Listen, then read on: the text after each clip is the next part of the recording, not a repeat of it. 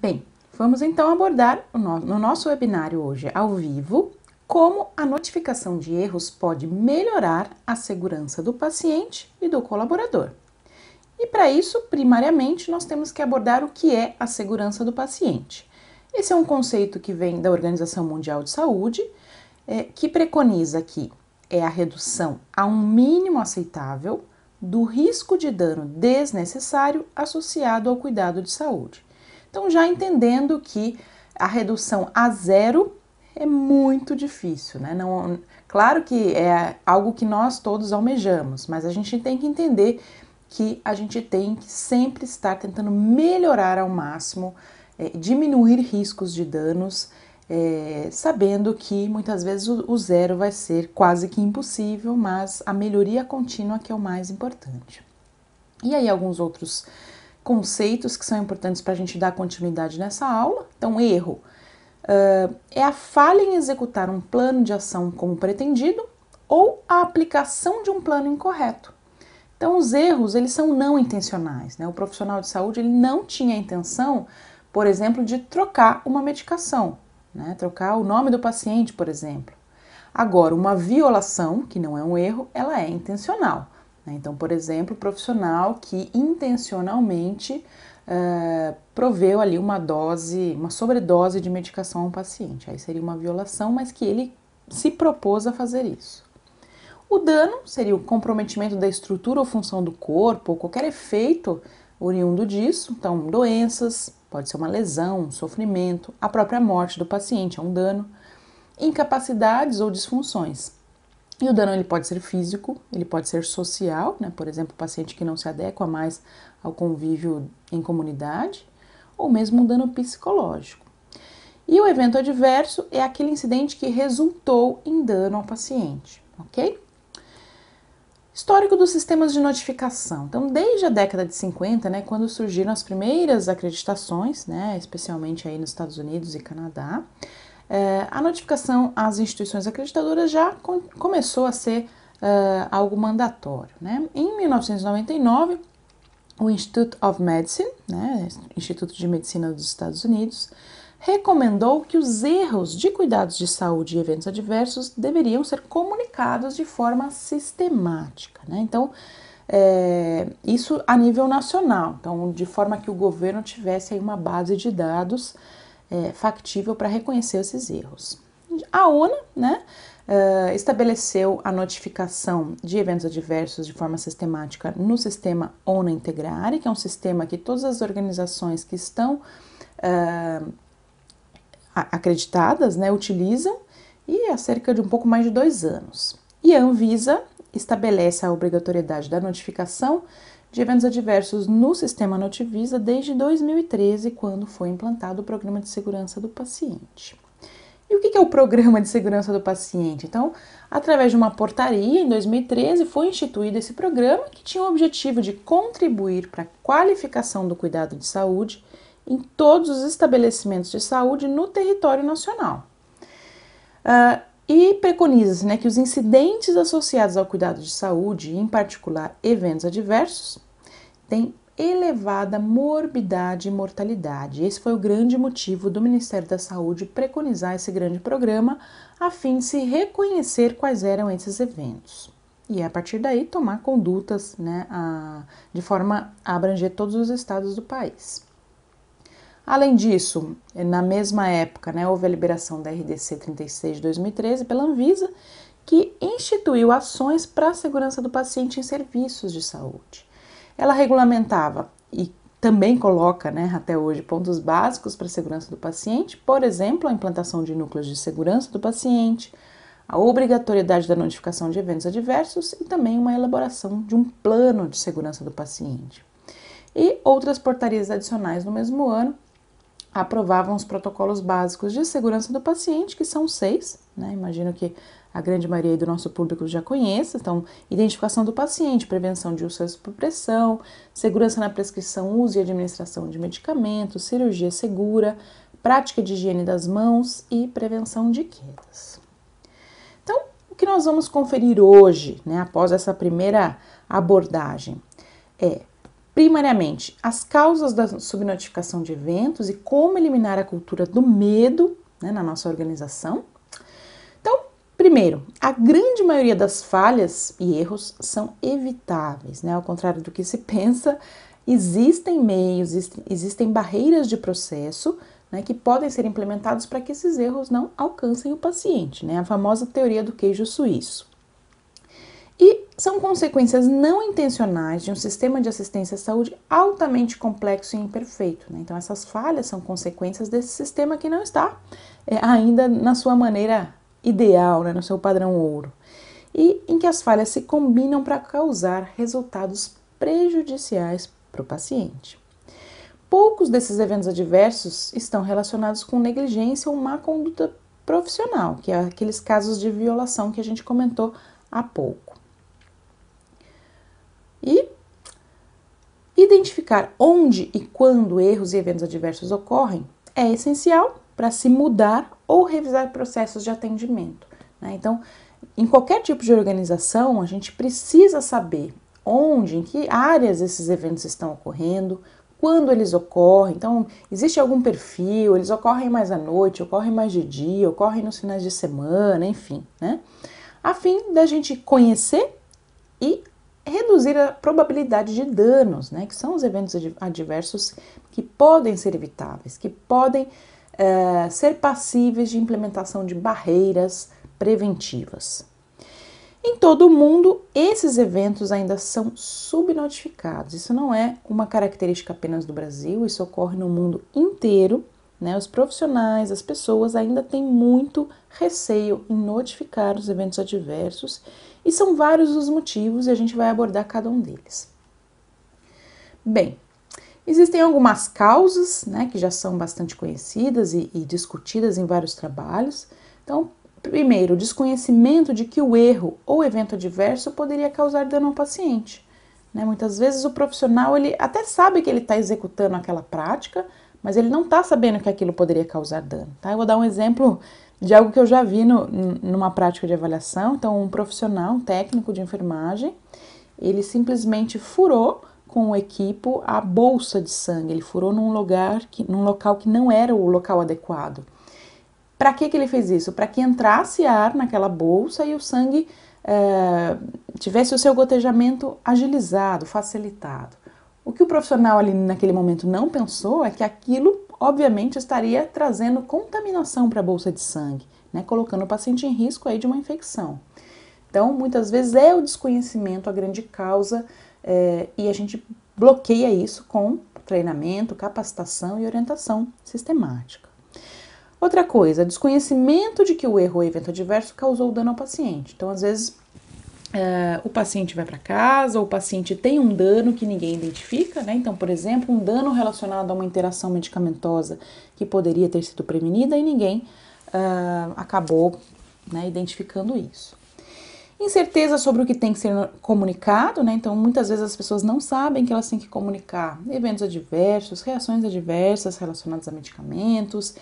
Não se sabe o que tem que ser comunicado porque ninguém ensinou a elas, né? O desconhecimento do fluxo, né? Isso é muito comum, por exemplo, com médicos externos, né? Médicos do corpo clínico aberto. Então, eles não sabem muitas vezes o fluxo interno de notificação da organização, ou alguns outros tipos de profissionais que não se envolvem diretamente com assistência, profissionais administrativos, profissionais de bancada de laboratório, assim por diante. Então, cada vez mais a gente tem que incentivar que todas as áreas da nossa organização saibam desses fluxos. E aqui eu caracterizei 3 motivos em amarelinho, porque são os motivos que a gente vai discutir com maior ênfase, né? E aquilo que a gente pode atuar com maior eficácia no dia a dia das nossas organizações, que é a questão do medo, o relacionamento ruim com a liderança e a hierarquia, né? Vou mostrar para vocês algumas informações importantes. Houve um relatório bastante famoso, né, do AHRQ, que é uma instituição americana ligada aí ao governo dos Estados Unidos, sobre a cultura do medo da punição. Então, em 2012, eles fizeram uma grande pesquisa com mais de 600 mil funcionários. Então, a maioria desses profissionais acreditava, né, que as suas organizações ainda estão mais interessadas em punir erros e fazer cumprir a hierarquia do que em usar as notificações para saber o que deu errado. Olha que triste ainda, né? Metade desses 600 mil funcionários de cerca de 1.110 hospitais nos Estados Unidos disseram acreditar que seus erros são colocados contra eles. Pouco mais da metade disse que quando um evento adverso é relatado, parece que a pessoa está sendo analisada e não o problema. 2/3 disseram que temem que os erros estejam sendo registrados em seu arquivo pessoal, né, em seu arquivo aí de RH, o prontuário pessoal. Menos da metade dessas pessoas disseram que sentem-se livres para questionar as decisões ou ações daqueles com mais autoridade. Então não faz aí muito tempo, isso foi há 4 anos atrás nos Estados Unidos, mas que já tem uma cultura de segurança bem mais amadurecida que a brasileira e, de certa forma, a gente ainda consegue se identificar com esse perfil também nas nossas organizações. Eu tenho certeza que quem leu isso aqui junto comigo muitas vezes se identificou e sabe que isso acontece na sua própria organização de saúde.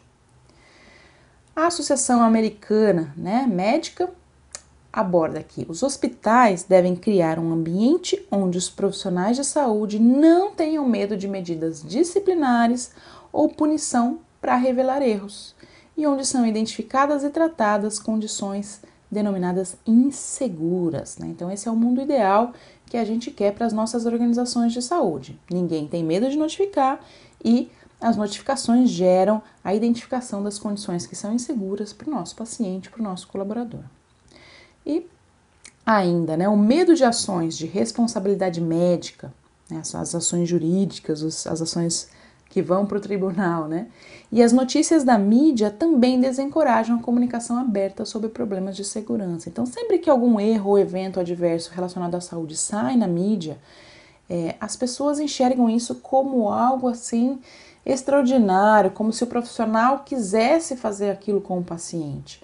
A gente tem aí o caso, por exemplo, daquele evento, onde houve a administração de vaselina numa adolescente de 12 anos, Então, a auxiliar de enfermagem foi punida, praticamente pelo país inteiro. E, na verdade, a gente esqueceu de verificar que o que havia ali eram grandes falhas de processos, falhas em armazenamento, falhas em checagem, falhas em identificação da medicação, enfim, falhas inúmeras que, infelizmente, a mídia acaba contornando e gerando a responsabilização única da profissional. Alguns hospitais têm relatado progresso em abandonar a abordagem vergonha e culpa. Então, um caso aqui que a gente traz é da Universidade de Illinois, em Chicago, que implementou uma política de investigar e divulgar eventos adversos para os pacientes e oferecer diretamente compensação. E isso ajudou a promover um ambiente menos punitivo nessa organização. Em 2005, um ano depois que esse hospital adotou essa política, 86% dos profissionais de saúde disseram que não hesitariam em denunciar um evento adverso inesperado. Olha que interessante, quase aí perto de 100%. E o número anual de incidentes reportados quadruplicou, eram 2.000 em 2005 e alcançou-se 9.000 eventos notificados em 2011, inclusive entre os médicos residentes, que na época eram os mais resistentes. Então, só mostrando que muitas vezes a mudança de cultura, a implementação de grandes programas fazem muita diferença para que os profissionais eliminem essa cultura do medo. E um modelo menos punitivo é aquele, muitas vezes, inspirado pelo Registro de Segurança da Aviação. Então, a aviação foi a primeira indústria aí que trouxe esses conceitos, a questão dos fatores humanos, o quanto o humano influencia nos erros, o quanto a gente tem que ter barreiras de processo, para que, mesmo que o humano falhe, essas barreiras vão identificar essa falha, identificar esse erro e não levar esse erro adiante, não levar, por exemplo, o erro a causar um dano, um evento adverso ao paciente.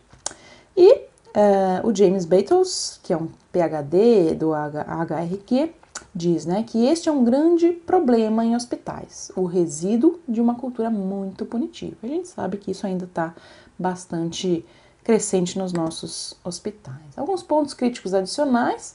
Então, os relatórios de notificação, eles têm que ser imparciais, a análise deles tem que ser muito imparcial. Então, a equipe que vai analisar sempre com bastante imparcialidade.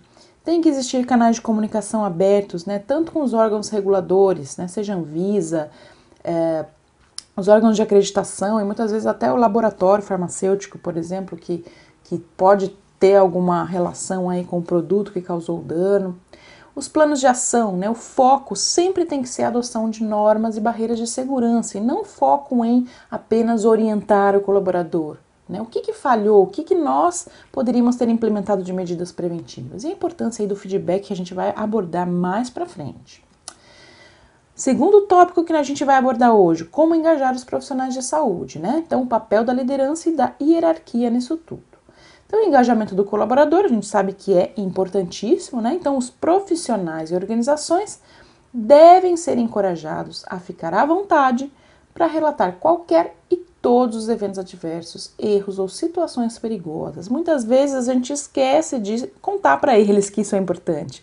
A gente esquece de conversar com os nossos colaboradores, né? Como líderes e multiplicar esses conceitos.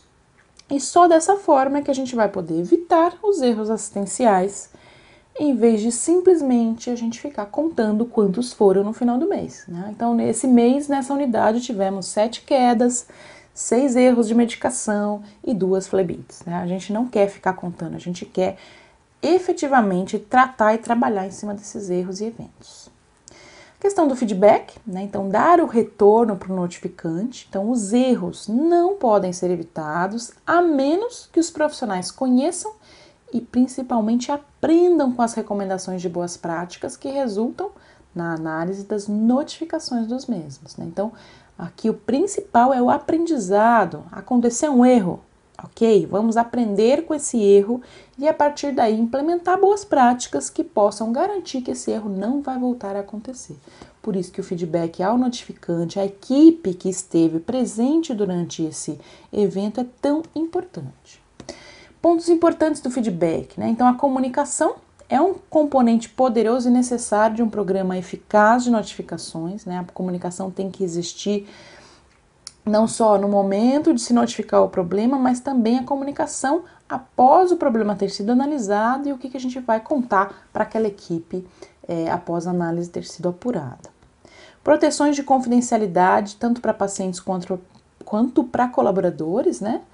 Então, pode-se apresentar as descrições de erro e a análise das causas, né? Desde que proteja quem é o paciente, quem foram os colaboradores que estavam envolvidos. Então, a gente pode até usar esses casos notificados como cases para estudos, né? Como casos que a gente vai usar na própria instituição para aprender com esses erros, mas a gente sempre tem que ter o respeito a essas informações. Estratégias de prevenção sempre devem ser sugeridas, então o que precisamos fazer para que aquilo não ocorra de novo?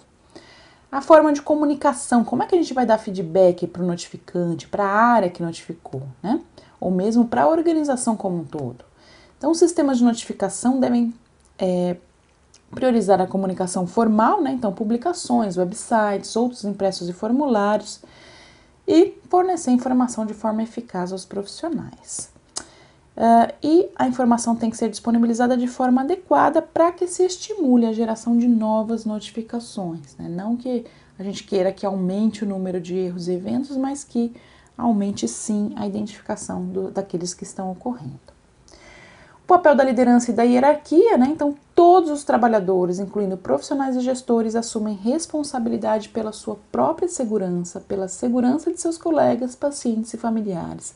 Lembrando que isso está, esses 5 pilares estão preconizados no Programa de Segurança do Paciente do Ministério da Saúde, tá? Segundo, né, o que a cultura de segurança traz? Ela tem que priorizar a segurança acima de metas financeiras e operacionais, né? Segurança é o foco, o resto é o resto. Ela encoraja e recompensa a identificação, a notificação e a resolução dos problemas relacionados à segurança. Então, ela tem que encorajar efetivamente. A partir da ocorrência dos incidentes, promove o aprendizado organizacional. Já falamos bastante disso, a gente vai aprender com esses erros a partir do momento que a gente os reconhece, os identifica e pode aprender com eles. e proporciona recursos, estrutura e responsabilização para a manutenção efetiva da segurança, tá? Então, são 5 pilares da cultura de segurança, que obviamente vai envolver, sim, o papel do líder e a questão da hierarquia, que precisa ser tratada para que ela não seja um fator contribuinte para a ocorrência de danos e erros. As notificações de erros e eventos irão ocorrer apenas se, né? Então, se o colaborador se sentir seguro em fazê-lo, então o que a gente está promovendo na nossa organização para que isso aconteça? Ele está seguro? Ele sabe que ele não vai ser punido se ele notificar? Segundo, a notificação torna-se uma atividade culturalmente aceita dentro da comunidade de saúde. Terceiro, se não houver medo da repercussão individual ou mesmo organizacional daquilo que aconteceu. Então, muitas vezes os outros colaboradores acabam punindo aquele indivíduo que errou, né? Isso também não pode acontecer. Desmistificar-se a falsa crença de que o erro assistencial pode ser usado como uma medida de competência profissional. Nossa, aquele médico ali é o máximo porque ele nunca errou. Não quer dizer que ele nunca errou, talvez ele nunca tenha notificado ou ninguém nunca tenha identificado que ele efetivamente causou um evento adverso, né? Estabelecer-se uma proteção mais ampla dos relatórios de notificação de erros e eventos adversos. Então, a gente precisa proteger esses dados são confidenciais, eles têm que estar num sistema, seja manual, seja eletrônico, mas com barreiras, né, para que não seja, qualquer pessoa não tenha acesso.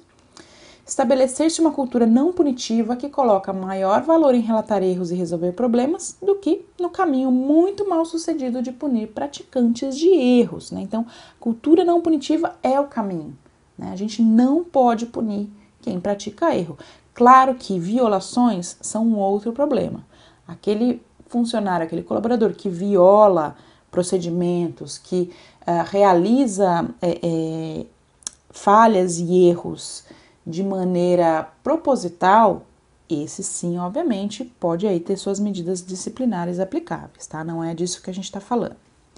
E o último passo é o protocolo de disclosure. Então, o protocolo de disclosure é efetivamente aquele que preconiza as medidas que a gente tem que implementar na organização para comunicar ao paciente e ao familiar que erramos, né? Então, a gente disponibilizou aí a PPO, né, a Prática Padrão Ouro, ela é a de número 2, ela já está disponível no nosso site. Ela preconiza diretrizes baseadas em evidências para implantação de práticas em todos os serviços de saúde, né? Então, a gente precisa, então, comunicar, né? Na ocorrência de eventos adversos, deve existir a necessidade e o compromisso de se comunicar ao paciente e familiares sobre o que houve e quais os seus desdobramentos na assistência. Então, comunicar, contar para esse paciente ou familiar, erramos, sim, mas estamos já tomando tais condutas.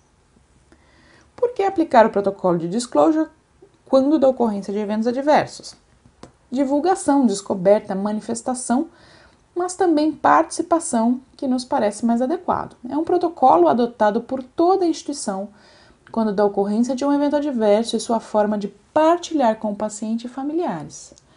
Num momento em que algo não acontece como planejado, o desejo das pessoas, né, é saber honestamente o que houve, quais as medidas tomadas para atenuar ou reverter o dano e o que será feito para que não volte a acontecer. Então, vários estudos já consolidaram isso, né? O que mais o paciente ou a família querem saber não é se eles vão ganhar algum dinheiro com isso, não é esse o fato. Eles querem saber se efetivamente a instituição vai pedir desculpa para eles, né? Se vai tomar uma conduta efetiva para que aquele problema não aconteça mais com nenhum paciente.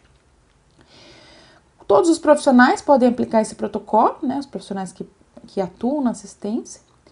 E é importante a gente também, adicionalmente, né, revisar as matrizes de risco da nossa organização, né? Se aquele problema aconteceu, se aquele evento adverso aconteceu, como é que está o nosso gerenciamento de risco? É importante implementar ações para evitar a reincidência daquele problema e sempre monitorar o processo a ponto de que a gente identifique se aquele evento, né, ou erro está acontecendo novamente. Importante usar ferramentas da qualidade para apurar as causas raízes do evento, buscando avaliar a sequência que levou ao evento adverso, então quais foram os passos, né? Quem fez o quê, o processo seguiu seu fluxo usual, alguém pulou alguma etapa, né? Importante a gente identificar isso. Importante avaliar se o plano terapêutico estava adequado ao caso, se os riscos assistenciais estavam claros e as medidas preventivas foram adotadas, se houveram deficiências em treinamento e formação das pessoas envolvidas, isso é muito comum, e quais as barreiras de segurança que foram comprometidas. Então, elas já existiam e foram burladas, ou elas não existiam e precisam ser implementadas. E o que dizer, né, para esse paciente ou para esse familiar? É importante a gente dizer o que aconteceu de forma transparente e não a nossa opinião. Eu acho que talvez... Não. A gente precisa contar para o paciente efetivamente o que aconteceu. Quais foram as consequências do evento? Então, olha, operamos o pulmão errado do paciente. Quais vão ser as consequências? Né? Talvez consequências gravíssimas, mas é um direito do paciente e do familiar saber o que vai acontecer. Quais são os passos que estão sendo tomados para lidar com o evento e evitar a recorrência? E expressar sua desculpa e resignação. Tá? Isso é o mais importante para o paciente. O paciente e o familiar precisam saber que a instituição sente muito pelo que aconteceu. E nem sempre isso é dito. Tá? Vários trabalhos já abordaram essa questão. As organizações não pedem desculpa para o paciente. Elas preferem sempre omitir o caso. E não esquecer que nós somos os advogados dos nossos pacientes, né? A transparência reconstrói e fortalece a confiança e é fundamental manter um bom relacionamento médico-paciente. Algumas informações importantes, né? Então, o protocolo de disclosure, ele tem algumas fases, são 5 no total, né? A primeira é a identificação, onde a gente vai caracterizar qual foi o evento. Eu não vou abordar aqui todo o protocolo, isso está no site do IBS, vocês podem acessar de maneira gratuita. A correção imediata, né? Então, as medidas que foram tomadas imediatamente. A notificação, né? Que é aqui que a gente precisa fortalecer para que efetivamente os profissionais notifiquem. A documentação, né? Então, tudo que puder ser documentado, coletar o exame de imagem que estava relacionado ao caso, coletar entrevistas com os profissionais envolvidos e assim por diante, tá? E outras informações. E a quinta fase é efetivamente o disclosure, onde a gente vai seguir os passos, né, de tomar a iniciativa de contato com o paciente ou familiar, eleger um representante que vai conversar com a família, né, ou se a família for numerosa, né, um ou outro representante dessa família e não todos, escolher um local reservado, desligar celular e outros equipamentos, sempre em duplas, né, então sempre 2 profissionais da organização, não falar em culpados e não ser defensivo, né? Então é importante a gente aplicar uma política justa com todos os envolvidos, reforçar a autoestima dos colaboradores que estavam envolvidos, muitas vezes eles vão sim precisar de apoio psicológico, e a gente tem uma outra prática padrão ouro que é relacionada às segundas vítimas, que também pode ser baixada, né, fazer o download no site do IBS. E manter o paciente familiar sempre informado de todos os desdobramentos da apuração realizadas, em especial das melhorias da qualidade e segurança na assistência que foram oriundas deste caso. Espero que vocês tenham gostado. Vamos então agora para as nossas discussões. Muito, muito obrigada!